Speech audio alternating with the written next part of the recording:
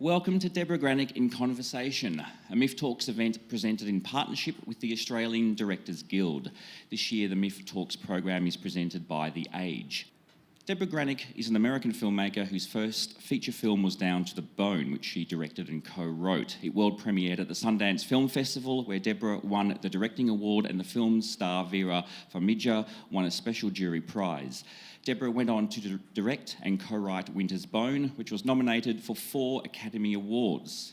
Best Picture, Best Actress for Jennifer Lawrence, Best Supporting Actor for John Hawkes, and Best Adapted Screenplay.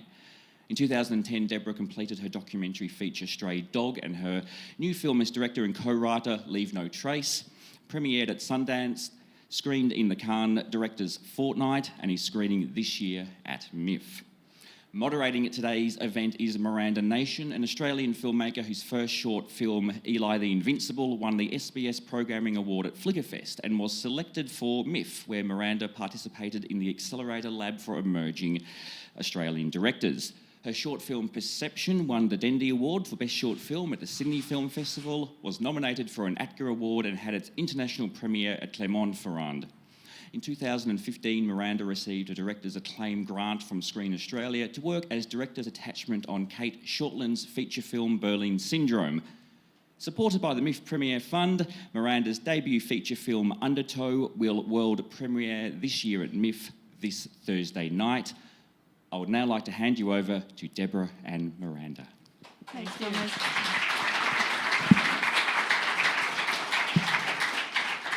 Hi everyone, welcome. It's lovely to see some familiar faces in the audience.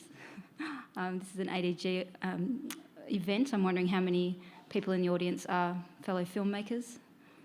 Show of hands, yeah, quite a lot. Okay, good, we can talk craft. Firstly, congratulations on all your work. I saw Leave No Trace very recently and absolutely loved it. It's an exquisite piece of filmmaking. Congratulations. I'm thrilled to be here, meeting you and talking to you. I'm happy to be here. Great. To begin with, I've been discussing Leave No Trace with a lot of people, and there's so many themes that come through. People relate to it on so many different levels. There's the theme of technology and its sort of ubiquitous nature now in our society. There's the political relevance of children being forcibly removed from parents at the moment. What spoke to me, at a very deep, heartfelt level was the father-daughter relationship and that archetypal story of a child growing to the point where they want to spread their wings and leave the nest, in this case, quite an unusual situation. So I'd love to hear what was it about the story that most drew you to the subject matter and the material? Well, the film is based on a novel from the Pacific Northwest, which is the uppermost corner right before Canada, on the Pacific coast of North America, and it's a temperate rainforest. And the novelist is from that region, and the whole package interested me because the setting was extremely rich. Upon reading his novel called My Abandonment, I could tell that it would be very textured to photograph, though it's hard to photograph nature in a narrative feature without going Nat Geo on things, I still knew that if people were living and trying to actually perform tasks in the forest, there could be opportunities to appreciate visually through lenses nature, but that there would be some drama in that, and especially because of the perspective of this forest. The trees are they're tall, and we were filming in a place where there was some old growth left, some of those very massive trees. And in his story, which he based on an article that had appeared in the paper in his hometown of Portland, there was already mystery. Why are this father and daughter living undetected in a public park, just touching, abutting the city of Portland? What are they doing there? How have they been undetected? How is that even possible? What do they need from this situation?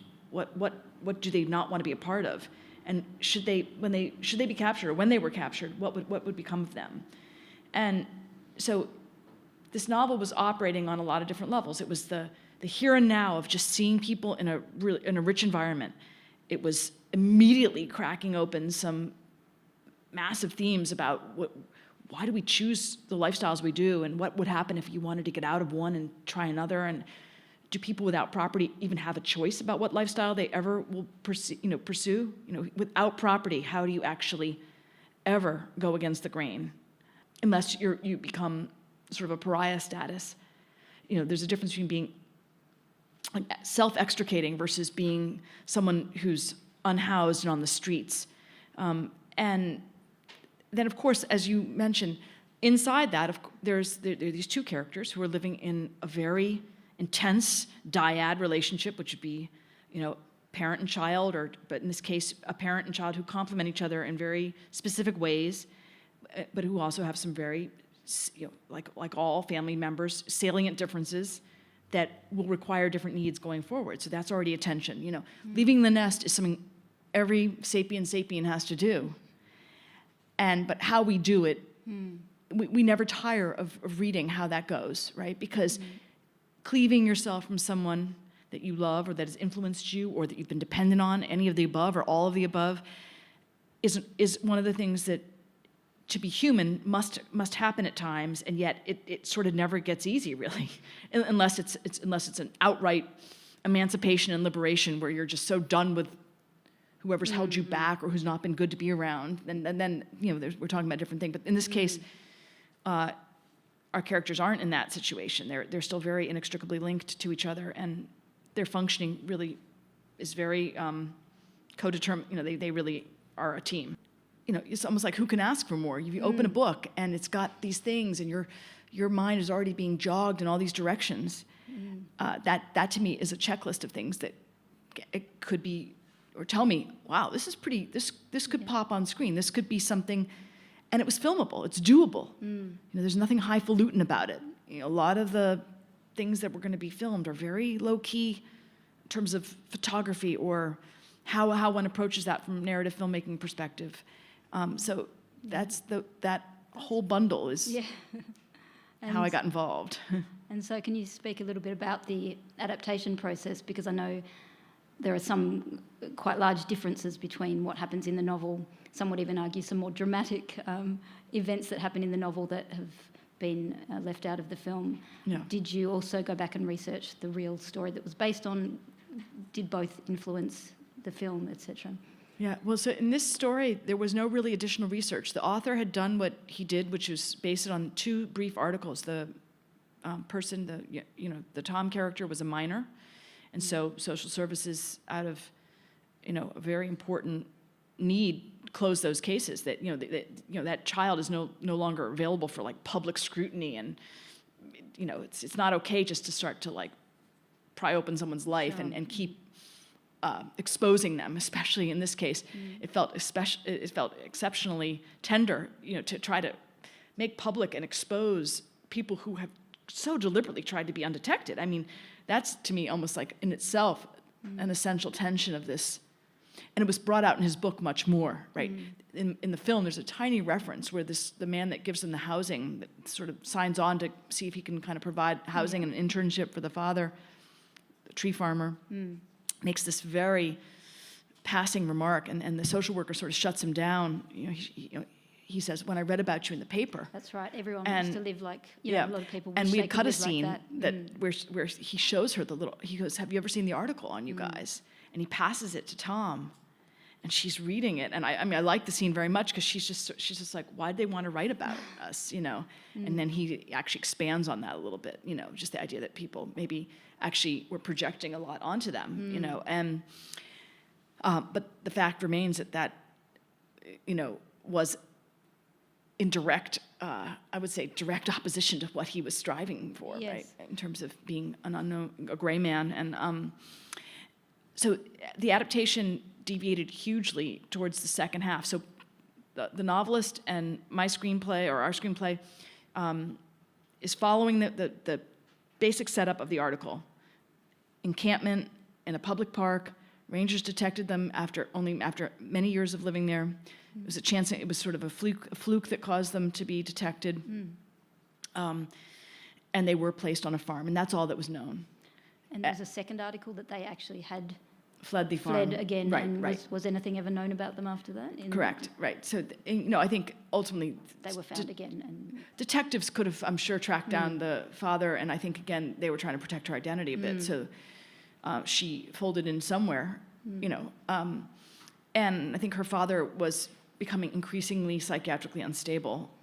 So in the real story, we downplay that a little bit because it was important for the father to be reliable enough that he was relatable on some level. He's already doing something so against the grain that for us to not be able to relate to him at all, the story sort of forecloses really early. you just Then want all her we to get away. You right, want her to- exactly, yeah, I mean, exactly. So I think that's what was so cleverly done is that, I wanted their idyllic lifestyle to be preserved, and yet I could see how she was yearning to be part of this world that she was discovering, and that conflict between, these two people who love each other and want to be together, but what they want is so different. And as an audience member, I think, you're just held in that tension for the whole piece. It's beautiful.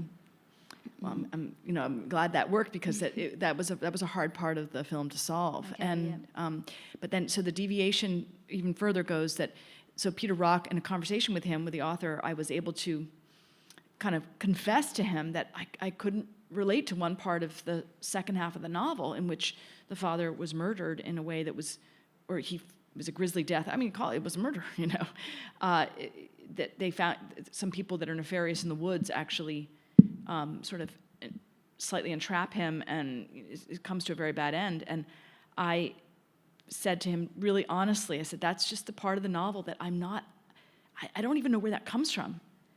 And he's like, oh, well, there's a reason for that. That character, the nefarious characters come from my previous work.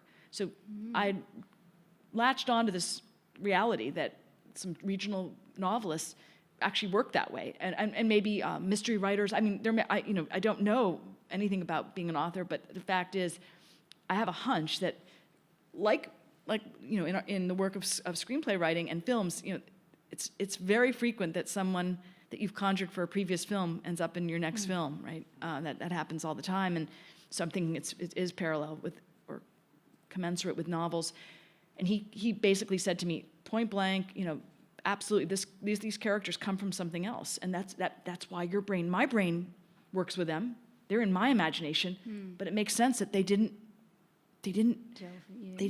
materialize in an understandable way in your imagination. And he's like, what did you think happened? What do you imagine happened after they left that farm?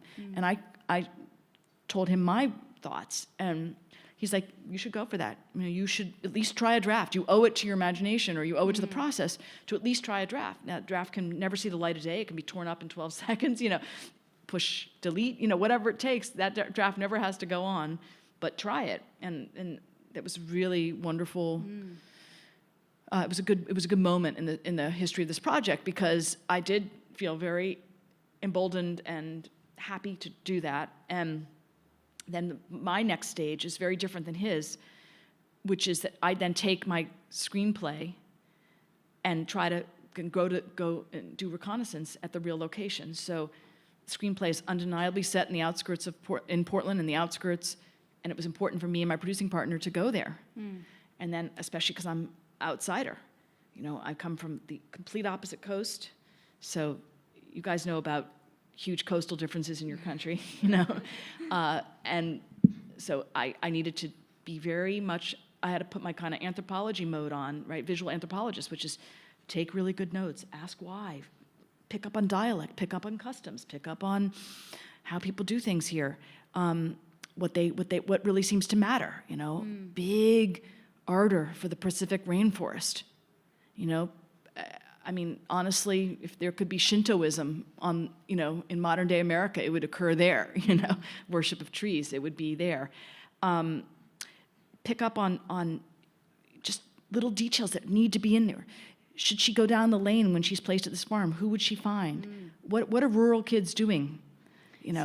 Hence discovering the 4-H, the agricultural club for youth, asking a truck driver, should a girl cross the tarmac, or the parking lot at a truck stop, how would you decide what you're going to do and how you're going to react, and there had been a lot of publicity about trafficking and what to look for in the parking lot, and the idea of a minor girl just sets off bells, and who's this man? And so he tried to like work with me on that front. So then the screenplay is getting hugely inflected and influenced by who I'm meeting, what they really care about, what they're really saying. In fact, the beekeeper had been called out in my script because I had been interested in that for a minute, but then meeting the real beekeeper, she's telling me, I don't know about beekeeping. She's telling me, how she would begin to explore this with a kid that was interested, and then based on that teen's receptiveness, she would then maybe divine whether the kid could actually maybe go on to handle bees and whatnot. And so that became a very rich trajectory in the screenplay that I could actually act on, because I had in my collaboration now was this really experienced beekeeper who could play herself on screen, and Tom took a real shine to her, and and then I think it was no small contribution to collaborate with someone from another hemisphere, Thomas and Mackenzie from Kiwi, born and bred, passionate about the bush, and reverential relationship to nature that the New Zealanders, many seem to have. All two of them, no. But the fact is, she came so ripe for this project. But the fact that she was outsider also helped. Also really worked. She could stand there with a lot of integrity and honesty, and just be observing. And Tom, the character of Tom, obviously that was so at her core. She's not a Pandora. She didn't come down in yesterday's rain. I mean, she's seen the VA. She's seen things. She's very, maybe an uncannily observant teen, right? She's had to be. Yes. She travels, she runs with a person who's hypervigilant. She's got to check on him a lot. She's got to be really a good calibrator of mood and disturbance. Plus, she's had to live undetected, so she's very keyed into noise, sound, when someone might be approaching. What kind of sound is it? When is it a safe sound? When is it a familiar sound? What are the patterns? When do the work crews come? When does the ranger come through? The pack of dogs.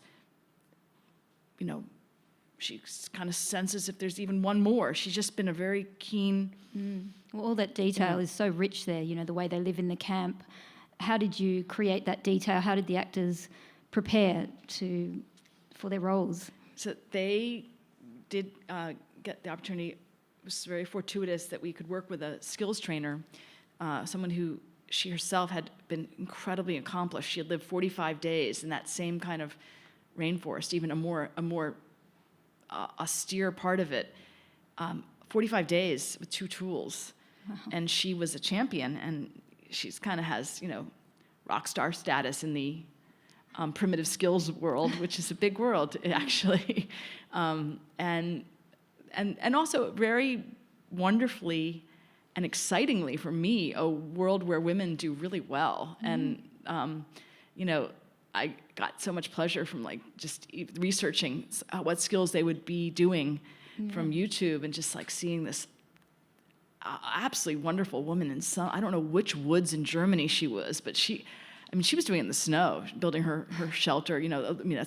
People get so advanced in this art, and it starts to blow your mind when you hear someone who's really passionate in that subculture, because what they're really saying is that 10,000 years ago, all of what we are, we would have known how to do all these things. As arduous and intense as they are, we would have known how to do them. I mean, we did them, right? Yeah.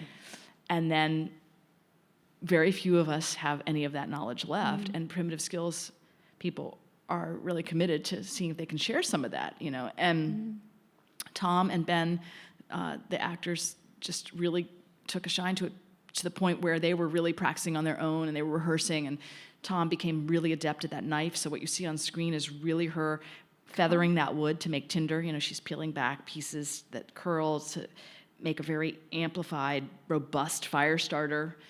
And did they go and live in the woods, in the bush? They didn't sleep there, no? but they had quite a few days in the camp to rehearse, and they got a chance to cook for each other and eat the food they cooked and get familiar with the camp. And then with Nicole, they did go off for a couple days, and they didn't do They didn't do any kind of alone with two tools. Yeah, it wasn't, like one of these, outward bound moments or something. They came in at night, But the fact is, during the day, they were looking for things that they could forage. She was talking about mushrooms, things that were edible, herbs, whatnot, and so making the shelter, building a fire, using that knife properly. Those were all things that she was able to kind of make a mini course for them, but it helped them so much feel that they could do these things, that they could. So that allowed for good traction and good rapport between them in the camp. So Tom could really say, "Pass me something," and she could really mean it because she's really knowing what she's doing. Or he's lighting the fire. He needs another stick, and she needs to keep making them. Every take she's got to keep making them. He needs them. Every time we burn one, she's got to provide another one. So, and he's really using his lungs, right, to really blow on that tinder. And those are all things that you start to feel. You see the texture, you feel it. The sound is recorded. When someone's really using their lungs. You can feel that later on the screen because you're hearing it. And so those things really enriched what was going to happen and the idea of like actual expenditure of energy, torque, focus. Yeah. Fantastic. And going back to that idea of sort of the conflict in the story, I mean, I think in screenwriting we're often told there's no story without conflict. Actually, in Leave No Trace, a lot of the places where perhaps in a more, traditional cliche film, they might have come up against these points of conflict, people are helping them. Generally people are kind to them, the social services, the guy that brings them to live on their farm. In those places, they're not experiencing conflict as such. There's a much greater inherent conflict in the story. As a screenwriter, were you sort of aware of subverting expectations like that, or it just felt more authentic to you to tell it like that? Yeah, well, of course, that is a huge underlying something that we monitor, right, as makers of fiction, and in documentary as well. How's our pulse with our suspense and our tension and conflict, like you say, and I mean, what was tricky, as much as I said, oh wow, enticing bundle that comes with this novel. Then I on a different day, if you asked me, or when I was writing the screenplay, I would say, oh my God, trying to talk about the tension and existential tension of what it means to not conform. Social conformity is a tension. How do you depict that particular? It's not exactly a villain, but it's a tension. Social conformity is omnipotent, right? It wants us all. And it's not that it's a conspiracy or there's any evil force. That is also what it means to be sapient, right? It's like that desire to belong. That first of all, we almost don't know any other way to behave other than to expect, mostly, especially in a welfare state, that people want much of what we have, right? That what we have is what everyone wants. That the kind of dwelling we have, oh gosh, I think everyone would want one of those. We also acknowledge, luckily, on the good side of the welfare state, right, that we acknowledge that three basic needs that have been with humanity the entire time are still hugely in play, right? So that those things, just heady off of hearing Pope Francis just call them the three T's, that's an Italian, of course, Right, yes. But they're the same. They're the same three things, and so in the tension in this story is, how do you get those things, right? If you're going to go against the grain, first of all, the tension of going against the grain, somebody wants you back. A social service agency, other people, your relatives, going against the grain, hard to do. To be a non-conforming person is already tense. Really, nobody wants you to be that way unless you can abscond, unless you can leave, unless you can be unseen. The tension of growing differences that will end in a fork in the path. That's a tension.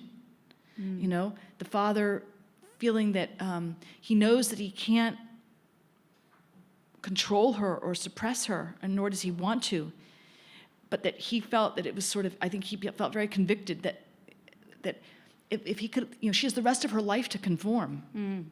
That was a line he used to say. He used to just outright say that. And he was just trying to provide this one chapter for her where they could think their own thoughts, And that tension goes way back to philosophers from all countries. I don't know the ones, I'm not familiar with the ones in Australia, that come the 1870s, wondered, what it would be like to do with less and to try not to participate in, the Industrial Revolution and do with less. And, we had a philosopher that right in that epicenter of the Victorian times, he was asking those questions, a philosopher called Thoreau, Henry David Thoreau, and there was a movement called the Transcendentalists, and they were all about what could they do, how little do you need to be happy? As they saw the way that money would start to really dictate every decision people would make, and as capitalism would advance, and they asked the unthinkable: what happens if you don't want more? And that's another large theme to be taken from it, is the schism between this society that's completely focused on exponential growth, and a planet that actually can't support that growth. Right. So we're thinking those things. We're as viewers, we're providing those tensions, right? Yeah. Same thing with a cell phone. Within 3 years, 5 years, it became aberrant to decline a cell phone. It became, it's considered, a weird thing to do. Yeah. Excuse me. And he says we've always been able to communicate before without a phone. Why do we need one now? Exactly. So that's a little micro tension. So the film has these smaller tensions. Absolutely. It's full of tension. Yeah. I guess as some of the choices, though, another screenwriter might have made the social worker more of a villain, an antagonist. That, she was, because she wanted them to conform, evidently, but she wasn't. She was very compassionate and caring and tried to find the best for them. So those type of choices to make, where there could have been an obvious antagonist, to choose another route, I found very interesting. Right. Well, the irony there is, of course, first couple drafts, she was written a little harsher, right? She was more the man, right? Towing the line, and some of the things she asked were just a little bit more, judgmental and whatnot. And then, of course, through some beautiful correspondence with a social worker from there, she emailed me. I emailed her some questions. She took a lot of time to answer the questions, and then we met with real social workers when we were out there. And then so the real research for me was that I would have been throwing them under the bus, really. It's like, oh, really? How do you live with yourself after you talk to 4 social workers, all of whom had very soulful things to talk about, dilemmas, and how much of their lifestyle could be preserved, the option not to put them in a family shelter system, and so I'm like, wow. And then I would gain the trust of people, and then all of a sudden forsake them and write shitty social workers, that do that, and realizing how hard that work is anyhow. And if you think about it, most people, who signs up to be a social worker? People that are malevolent, who want to do people in? No, people that want to perform as much as possible, even though it's within the confines of a bureaucracy that can sometimes jaundice and botch things. The fact is, they want to perform a positive intervention. Usually, they want to be of service somehow, and yes, that authentic portrayal was very important. That brings me on to another question. There's this beautiful use of humour. For example, the Rabbit or the Animal Appreciation Society, and then in the scene at the church, the dancers, I can't remember their name. For His Glory dance troupe. You present these people with a kind of this. There's something amusing about these situations and these people, but your touch is so tender and delicate. It doesn't feel in any way like you're making fun of them. How do you expect the audience? Do you expect that to be amusing, or? So that's a complicated one. That's super complicated. Meaning that the evangelical devotional dance world, or devotional dance doesn't have to be evangelical, because in other states it's associated with older churches, and Baptist and Presbyterian. Well, no, mostly Baptist and urban churches. There's a big devotional dance movement, and this troupe was from Oregon, and I contacted them, and they said they were very willing to perform in the film. And I, really appreciated what they were doing, and my appreciation grew as I sort of understood that this was, from the anthropological perspective, it's a big continent, big country, so 50 states, and in each of those states, devotional dance is being performed, and I had to really take note of that. I was like, it's not my culture. I don't totally understand it. And I don't necessarily feel maybe connected even to the religious tenets that are underneath it, other than the idea that celebrating passion and faith can be a very thousands of years old human pursuit. And so I tried to go back again as an anthropologist and say, wow, Tammy and her dancers are in a long lineage of people who have, attempted to feel something and feel good and feel at one with something, feel moved by something.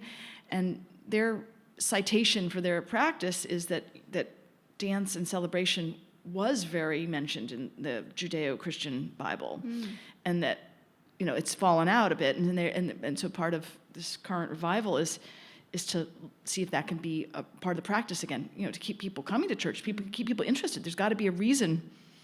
You could just listen to a podcast of your pastor. Sure. So to come to the brick and mortar means there's got to be something there to do and feel and watch. It was really interesting in the screen. Sorry. Oh no, but the laughter does ensue, and so I have to. Yeah, it was interesting in the screening. I saw that when they were introduced, there was laughter in the audience, but then once they started dancing, the laughter disappeared. It was like what you were saying, that once you saw what they were doing and the devotion and the dedication they had, it was hard to laugh. And they're good but at it. the idea of them was kind of funny. Yeah, and also and even their costumes are homemade, and so even those can look kind of, odd. They're a little bit between places, of style and whatnot. But I think what really helped was that Tammy, the lead dancer, was very accomplished, and she runs like a business as well where she sells the flags, which are a big part of this particular form of devotional dance. And so she's very, she's also a very worldly businesswoman, and but she's took such care to tell Tom about the flags. So once you hear her speak, then you realize, okay, this is a person who's doing this very deliberately. We're not just by accident observing people that we just, tee-hee because they look different than we are, and you realize, okay, this is her thing. She's self-reporting. Then again, you can decide to make fun of her, but it's on you. Then it's on you. It's on you because she kind of has the last word in the sense that she's talking casually and proudly and comfortably about her hobby, and so, I think there's just that craving that I have to have moments where some of the takedown culture between red and blue, between conservative and liberal people, can sometimes just be, if you bring two forces close, even though there's repulsion in those magnets, it's kind of interesting to try to get at that zone in between, where if there's eye contact and it's not just on the internet, there's some force of attraction right there. People can actually be attracted to some strand of the other if we bring ourselves in close proximity, I think. So, I mean, a lot of your work, all of your work tends to deal with communities that are in some way on the fringes, or people that are on the somehow marginalised. I know that you started making documentaries and you worked making educational films about workplace safety, etc. How has those sort of beginnings and that transition influenced, do you think, your aesthetic and your work? I think working, as a documenter of workplace, for these educational health and safety videos in a time when we did have unions, when we had trade unions, I think one thing that struck me was that as a visual anthropologist, I love looking at what people do during their day. I like looking at how they perform their work, what gives them a respite at work, where's the camaraderie, what makes life worth living. How do you enrich your life when it's hard scrabble? I've always been interested in survival when it's not just distributed evenly, as we know it's not, right? The pathway and is not made clear. Not everyone's invited even onto a path, And so that early work allowed me to know that, and just that I'm in this long lineage of, scopophilic people. I get pleasure from lenses. I get pleasure from seeing something in a way that's different than my human eye can show me. The intensity of some task that someone's performing, something in their eyes that is being reflected about the nature of their work or their workplace or their exhaustion or their something. So I feel that all that was in service to loving to be a collector, a chronicler, a note taker, and then the harder task is sometimes how to put that into narrative fiction. Because I could be someone easily, and my heart lies kind of in the semi-experimental world because I can linger a long time in someone's workplace. I don't really ever want to be, and yet sometimes the timing of your film dictates that someone could scan 3 things at the checkout in the grocery store. Yeah, I was just thinking of those scenes in Down but to the Bone. But I could be interested in someone scanning 50 things. Just taking someone through that whole, not to alienate the audience, not to freak everyone out, but just this notion that, what, people's shift doesn't just end like that. You don't just scan 3 things on your, and. You're scanning all day. And I love that from. I actually really value that from the neorealists and the social realists of European tradition. Even like I would say, early Mike Leigh or the kitchen sink movement in Britain, the Italian neorealists everywhere. Really frequently honor work. And just acknowledge that that's a huge part of people's lives. At minimum, it's 40 hours, right? At minimum, and for a lot of people, it's double that. So, I like that that's often really central in neorealist or social realist work. I think that's sort of how my background did inform that part of my interest or my focus. And can you talk about going into communities when you've already talked about going to Portland? And for example, the Ozarks in Winter's Bone, and how you work with communities, and you often cast some of the roles from the communities, from non-actors in the communities. Yes, I do like to do that, and I think that's also the nervousness of the outsider, right? So, I can't go to the Ozarks or any specific region, and then what I'm going to do? Import some extras, that wouldn't be from there, So you've got to very much, if you're going to go, if it's going to be regional filmmaking, then you're definitely going to need to have huge infusion from the actual coordinates of where you're filming. And with the Ozarks, of course, it's very different. That's like trying to roll into, is it called Cunnamulla? Connemara. Thanks, Dave. There was an incredible documentary done years ago. It's at the end of a long railroad track, very forsaken place. Do you guys know what I'm talking about? Yeah, I do. Okay. Yeah. So. Does anyone remember the name? Yes. Think about, a heavily caffeinated Melbourne filmmaker rolling into that town, talking a mile a minute, using lots of gestures, talking about feelings and blah, blah, blah. And don't you think like an elder in that town would just be like, you're already guilty. You just talk too much. That's very much how it was like in the Ozarks, that I was considered a city slicker from the East Coast. And why are you coming out to Hill Country? You're just going to make another rancid hillbilly exploitation film? What do you want with us? And so in that case, it was really important to get a fixer or a guide right from there. Turns out he was just utterly bilingual. He was really of that place. 100% of that place. But for whatever reason, he was also slightly worldly, and he was really our translator, and he was our diplomat. He was the person who could say, "Hey, give these city slickers a minute. Let them sit down with you. Just sit down with them and see what the project is." And the book had been written by an author from that region, and the author had gone to great lengths to not, he was not going to do an exploitation film, and then it was my job even to maybe veer that away even more as an outsider. It was on me even more than this local author. And so what happened there was, by showing in the screenplay that we weren't going to just focus on the meth problems in that community, but that the heroine should be like a folk hero. She was going to be someone who was trying to actually avoid that, right? She was looking at the loss front and center. My dad's been taken with it. My uncle is caught up in it. This is real loss. My family's hemorrhaging to this,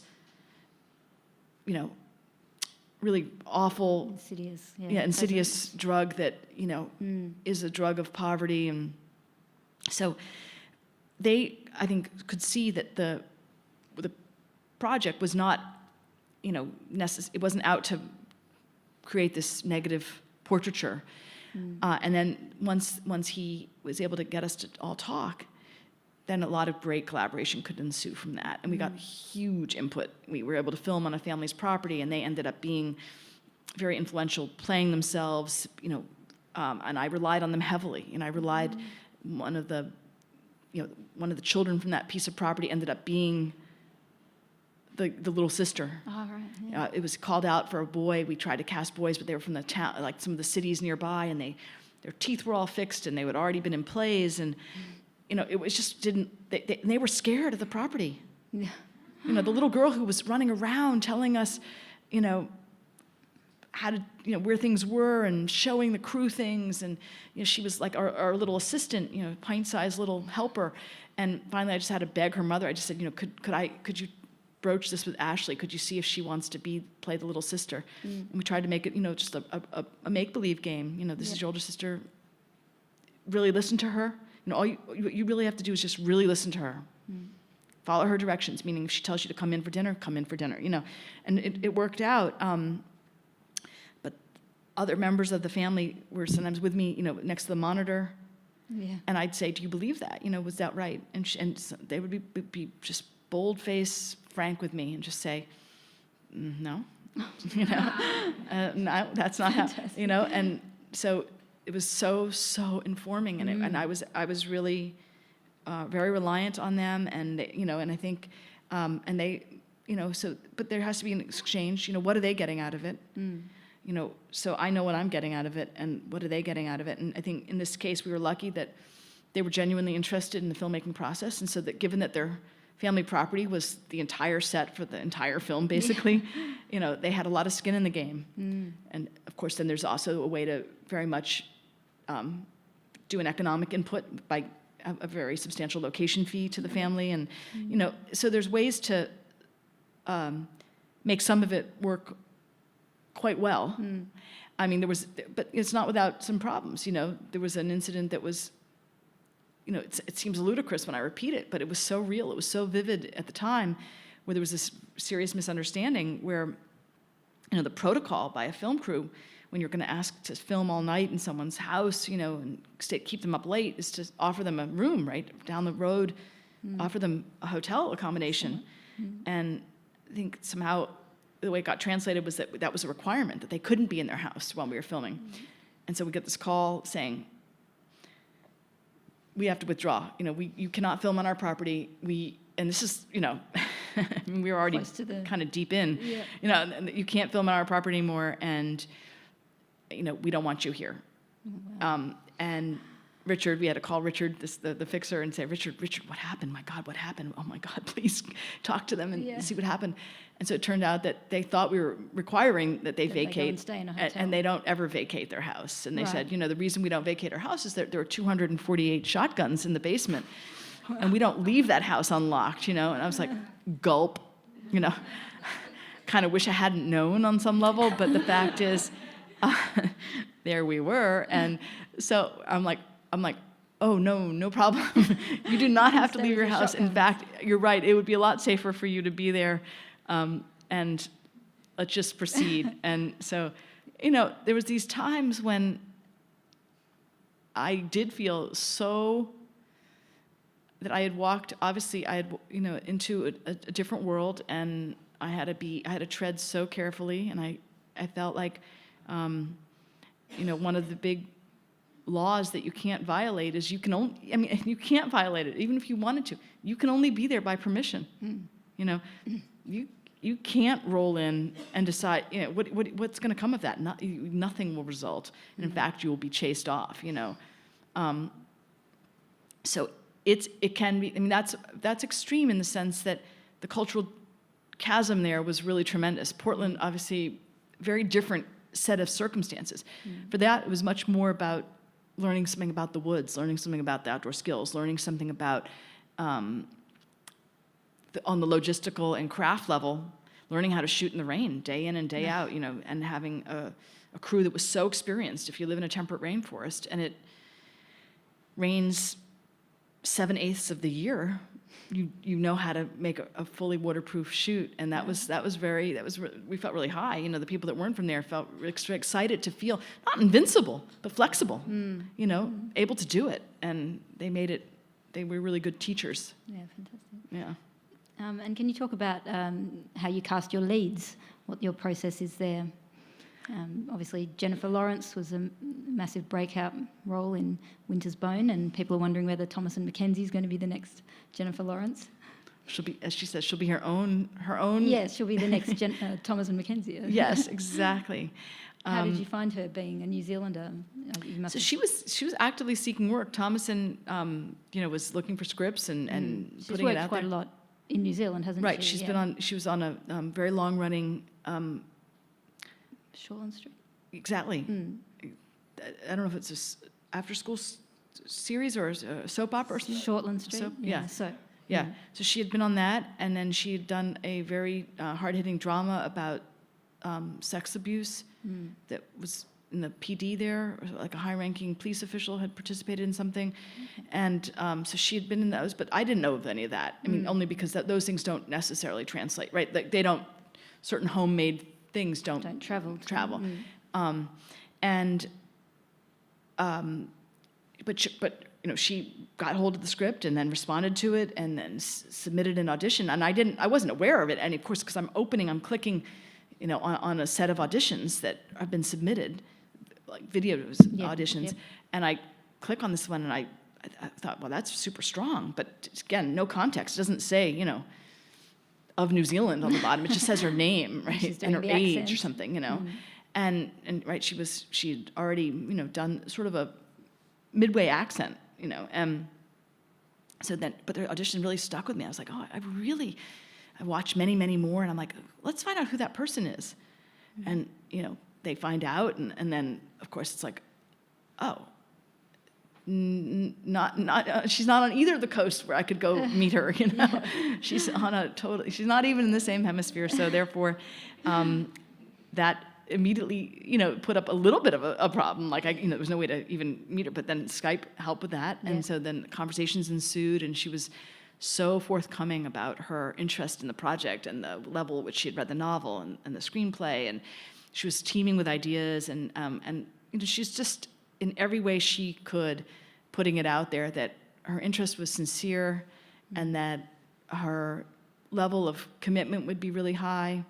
And those were just signs you need to feel like, this would be such a rich collaborator. She's so wants to do this. And then, it was possible. And she was able to get a gap year from school. Her parents are very enmeshed in the acting community in New Zealand. And they were so very supportive, the opposite of anyone's nightmare of stage parents or anything. Right. They were just all about how do we make this work and how can we support the production. So it was really good. And what about Ben Foster? Were you quite familiar with his work before you started casting? I was, he has a goodly amount of films to watch, and I was interested in the fact that he had portrayed veterans before and that he had taken it upon himself in previous work to look into the lives of combat veterans and to understand and embedded with military people, with people who'd served, so that he came already imbued with this. This was something that he brought to the character as well, which was going to be very helpful, given that the backstory wasn't going to be very explored. But Ben had some sense of how he might endeavor to step in the shoes of that character. And he was very game for the outdoor part of it as well, which is crucial. Yes. I mean, this was not a cushy shoot, People had to get wet. People had to have the dirt and really move, really trek, really be. Yeah. Yeah. And so then your rehearsal period, do you have to have a long rehearsal period? how do you work in rehearsals? I love to have a long rehearsal period, but Do you get to have one? who's going to fund that, right? Yes. I mean, it's hard to pull off. But I did have some rehearsal, which was indispensable, as I said, and that was primarily with the training. And then like on the weekends we had a 5-day week. So on the weekends, I would then do some smaller rehearsals, like with the teen women that were going to be in that social services scene, or with Isaiah, the young man that she meets down the lane that brings her to the 4-H, to the bunny.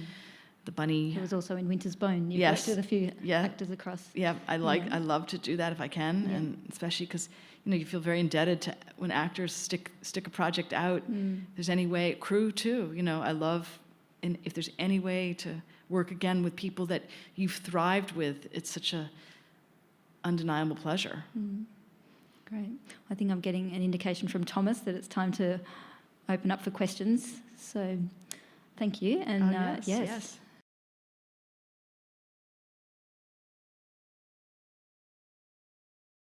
Yeah, so I think the breaking down the novel, if the novel's pretty disposed to, like if you've already been able to see the film in your head, the novels, I think, is frequently, my limited experience is that, it's pretty easy to break down. And I start with a very literal sort of translation of just sort of putting the novel in screenplay form. And as I'm doing that, I'm realizing what I want to delete, what I can't either resonate with or wouldn't be interesting as film, right? And of course that's exposition and backstory, and that becomes the head knocker, right? Okay, if you're going to delete the character or a character being able to explicitly tell you these things, how will you do it? How will you pepper it in small ways? So that's to me that's the big part of novel to screenplay, is handling context and exposition. Obviously in a novel that's somehow respecting the unity of time, that's a caper, a heist, something that's happening in 24 hours or 48 hours, or a road trip that's all in the here and now. You don't have to worry about time and back. So, on one level, I have to pick very carefully, like an epic longitudinal novel would not be something that I could easily imagine working into the low-budget sort of social realist way that I work. Unless there were some big innovations, like just deciding to, use intertitles to leap, really concretely, I admire that when some films that have to cover a lot of years just go right to that chapter. They don't, it's a bold cut. A huge amount is left out by necessity. But so I kind of only know how to do adaptations of these smaller stories in which the span of time is not too great. But there's no harm in just chucking as much that you love. I kind of circle everything I love in the novel, and that goes right in. Every dialogue piece that I've liked goes in. The dialogue that's too wordy, I often delete. I had a funny story about that with Winter's Bone, which was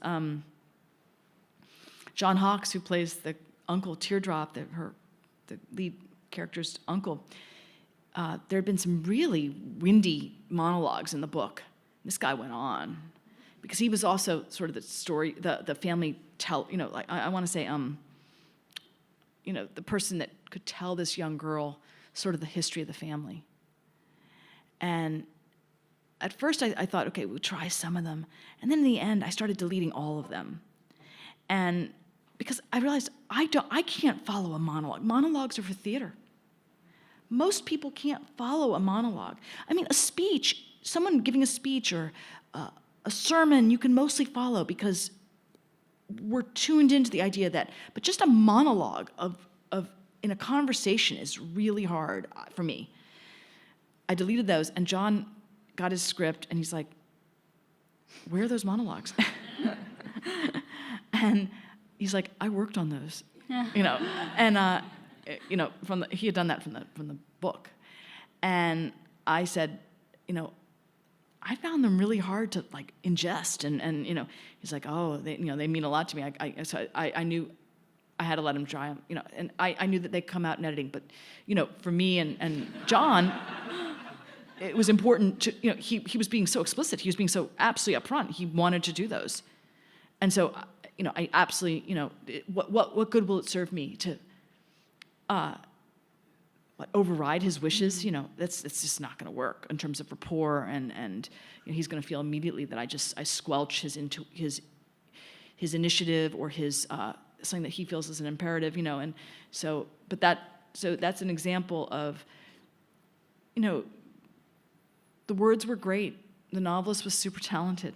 They're in an interesting dialect. What's not to like? They just didn't serve the film form for me.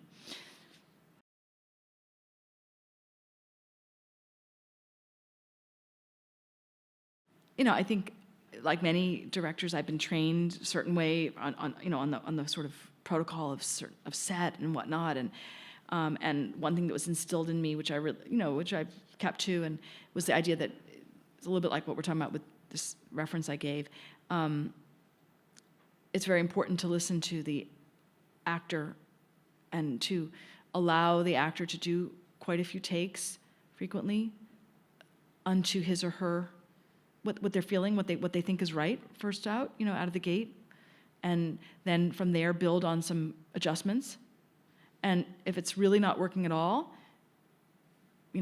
it's still an acknowledgement. They showed what they thought was working, or and still it's possible to go in a different direction. And one has to own that and just say, like, I'd like to go in a different direction, or I'd like to try something different, or not even using a lot of words. Just, it depends, how much you have to walk on eggshells versus how direct and honest and bold you can be. With someone like Tom, I could be so honest. I could just, and I could give mid-take directions. I could say, anytime I wanted with Tom, I could say, steal a look at Ben, check what he's doing, and she could just do it. That's not the case for the more experienced actor. They don't respond well some don't respond well to that. So it was really hard to adjust to such a different way, because I was really, I flourish when I feel like I can make some adjustments right then when I'm feeling them. But I would say that it's, I think it would have been helpful for me if I had, just in a really frank way, had more of a discussion about that with Ben at the beginning. And he probably would appreciate it too. And somehow we just didn't, we talked so much about content and whatnot and themes, but we just didn't get that part sorted well.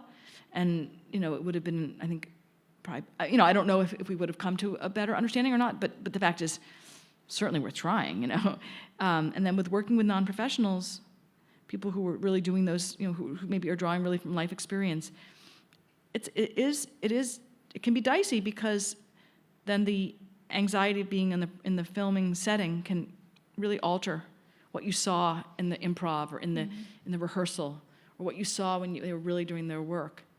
I remember touring the Veterans Administration Hospital on behalf of scouting for this film, and the day we scouted, there was that table that was set up in the lobby where this older vet, Vietnam era, was giving out these, he offered socks and he offered all these other kind of swag from the VA, sort of basically suicide prevention swag, kind of an odd oxymoron on some level. But, and he was so frank about veteran suicide, and he was so, salt of the earth about the things that were on the table. And so I just thought, oh gosh, the way it's written in the script is that Tom waits patiently and, it shows her looking around, but I didn't know he was going to be there. That wasn't until the scout. So I asked, could you be there the day we shoot? But the risk is that he would be very, very awkward. And in some ways he was. There's not a lot of coverage of him. No, you see him a bit from the back. He's a silhouette, right? A profile of them talking. And he did well interacting with her. But then the second or third time, he started to get like a little stiffer, and it was hard. It became harder for him. So luckily we had the master, where he did really well. And then I knew for the coverage, I could use Tom. Tom, no matter what, she could keep asking. She would genuinely ask, what is this? And then off screen, he could always answer. If the camera wasn't on him, he could answer extremely sincerely. That's a gun lock. You put it in the barrel of a gun. Blah blah blah. Or that's the coin. If you think someone's in trouble, call this suicide line. So, yeah, he was able to do just what he can do. So the trauma for the production and for me and where I would have felt so sad and disappointed, and was that if I had asked him to do a whole lot more, if I had written a bunch of lines for him, it wouldn't have happened. It couldn't have happened. So it's basically, you can't be too greedy, right? It's like people can do what they can do, and you have to really try to keep it right there. The beekeeper was a different story. She was extremely comfortable. She had had performing experience prior in her life. She'd actually been on a children's television show. I did not know that when I met this kind of eccentric beekeeper.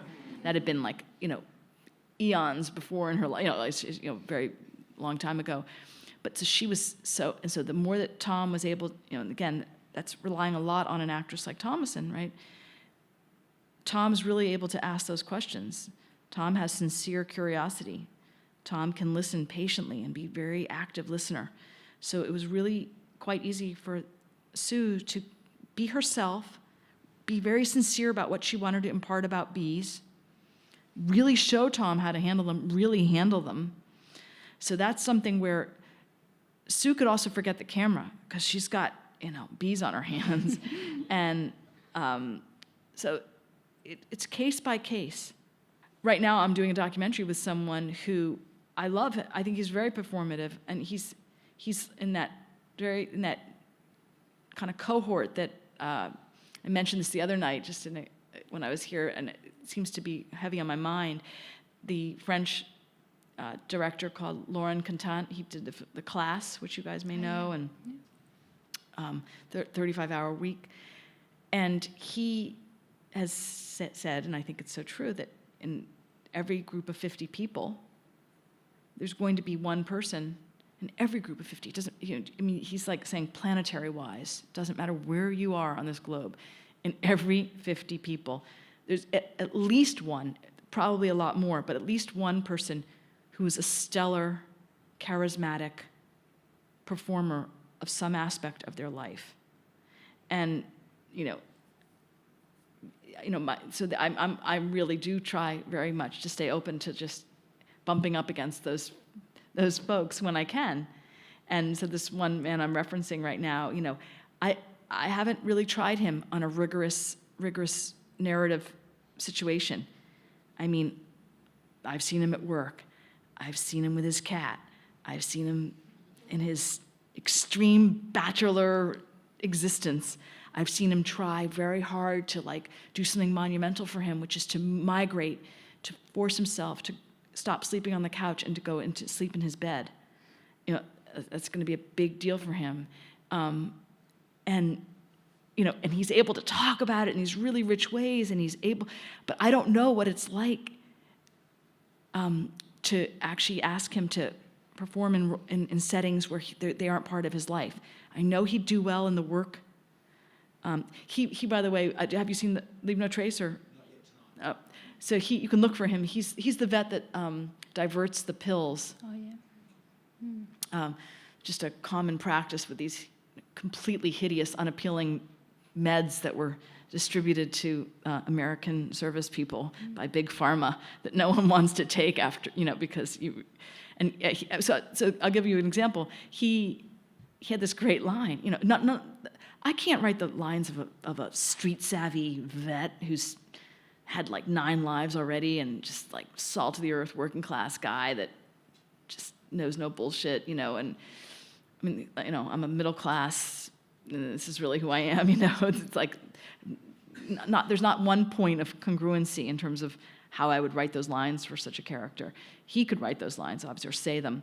And he had one line. I didn't get to use it in the end. He and I still reminisce, and if he were here, he could perform it very well. But, he was just trying to give an example of like how worthless one of the drugs was in terms of street value. And he's like, he's basically apologizing to Will, the father character. He's like, I can't do anything with that, unless you can find someone that wants to gain 70 pounds and drool all day, And it was just so vivid, and it was so right on, And he knew that you have extreme weight gain on this, I don't know if it's a tranquilizer, and he knew that, it leaves you sort of just at half-mast, sort of kind of good for nothing, and so he just, that rolled off his tongue, and so he's someone who I think he there's like, now when I read a story or think about something, there's no story in this world I don't want to put Derek in, But I don't know where, so it's something to discuss, and then for real, like trying to discover that, what am I going to do? Ask Derek to he does maintenance at a motel full time. I mean, at what point do you even take the risk to say, how is it even that I can approach someone like that and say like, oh, can you stop doing your 40-hour job and come explore these workshops with me, so I have to be kind of certain that he, because kind of certain that he's game,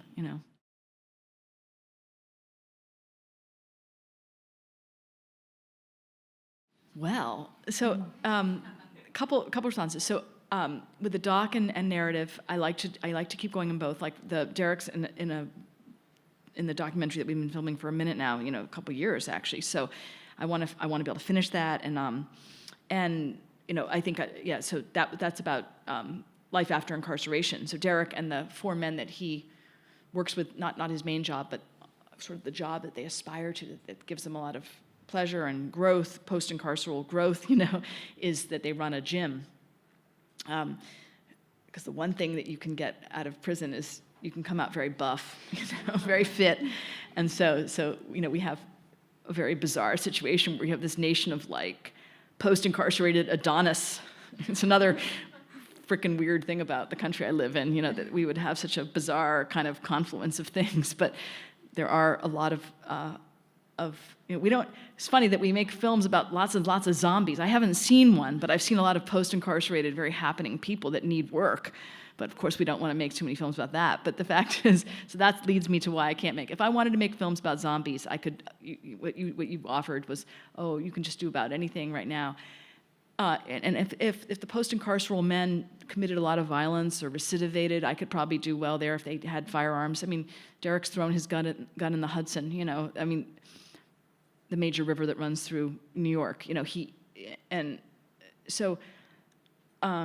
His gun's not in his life. It's not in any of these men's life. They'd be violated in a second. Many of them are men of color. Derek's white. So if I wanted to add violence, if I wanted to show, if I wanted to show how bad they were, that would be worthwhile. If I could sort of do, just strap on Animal Kingdom, for example. I'm just saying that Animal Kingdom I cite because that film, to me, though it's Australian, has a lot of the ingredients that make an American film very commercially viable. And I'm trying to do the part after they don't have guns and they're not criminals anymore. It's very hard to become a non-criminal. It's very, very hard. But I'm trying, and that's, they talk about suspense, and I find it suspenseful every day. But it's an internal suspense. It's like, do you like yourself? Do you have self-esteem? Are you a pariah? Do people not want to deal with you? Can you make your rent? You could make your rent by going on the street because you know how to make your rent in about an hour, and you're not. That's suspense, but how do you show that? You could get your kid a whole bunch of birthday presents because you know how to go out and get money. You're a hustler, and you're putting on your own handcuffs and say, I will not go out there because the second I go out there, most likely, I'll get jammed up. So I'm in a predicament where I like to take topics from real life and And yet, because I want to not tart it up, I don't want to add those ingredients that make it so commercially appealing, I am in a low budget range.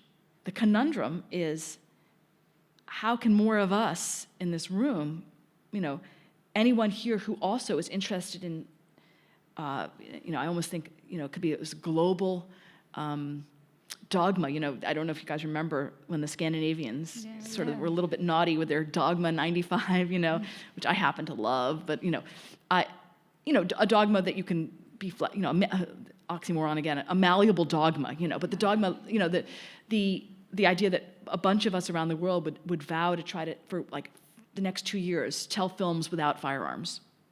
Shocking. Could we even do it? What would happen to the film industry? It would collapse. It's completely reliant and addicted to the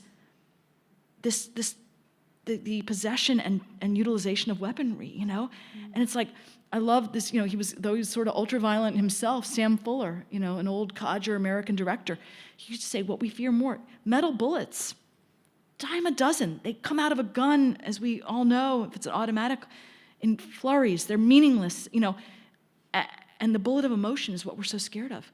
Because you can't solve, when the bullet of emotion hits, it ramifies for days, for years, right? You're preoccupied, you're concerned, you worry, you love, you're betrayed. Those things don't heal so easily. Either a bullet kills you or maims you, but you don't have a whole lot to reflect on, do you? It hasn't utilized your mind. It's really just mutilated your body. And so I'm between a rock and a hard bullet because I'm trying to go against the grain myself. But it's, and I'm not trying to have a, pity thing here. I'm just trying to say it's super hard. And it's similarly, if you don't want women to undress in films, or undress in as much as the man undresses. I'm into we've all got bodies, seen one, seen them all, but meaning that they should be sort of equally, if we're going to be doing that it shouldn't be the burden on female actors to undress more frequently. Why? And that's where I think that's where Time's Up enters. So maybe we have to conclude our whole, the double entendre of Time's Up on our talk and Time's Up on some of these older things that we've been doing for a lot of years now, and so I think, I'm in that school of filmmakers, and there are probably a lot out here where, there's 2 boxes to tick. One is hard road to hoe, and, do what's commonly popular. And I clearly, for better or worse, ticked that first box, and here I am. Thank you so much, Debra. Yeah. Thank you. Very good discussion.